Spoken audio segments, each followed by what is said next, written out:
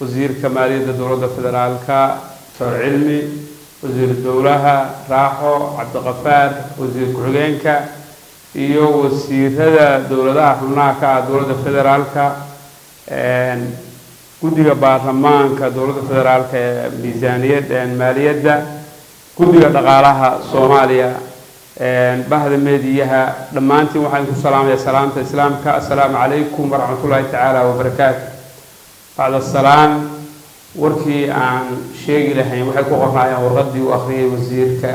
ku-xigeenka wasaaradda maaliyadda dowladda federaalka shir muddo 6 bilood socday oo wasiirada u socday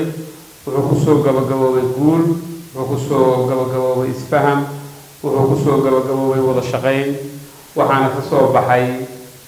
warmurtiyeedkii hadda la akhriyay war badan oo hadda halkaan aan ka dhaho ma furna waxaan rabaa kaliya inaan u mahadceliyo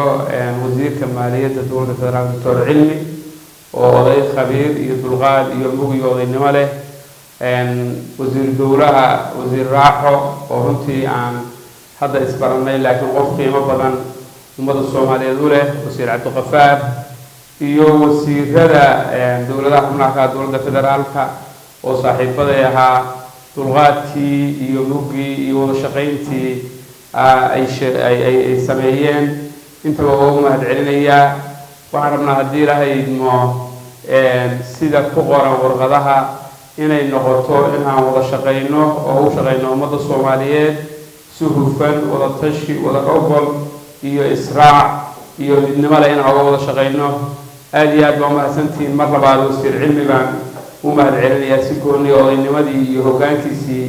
wanaagsanaa intii uu shirku socday oo ku waday wassalaamu calaykum warahmatullaahi wabarakaatuh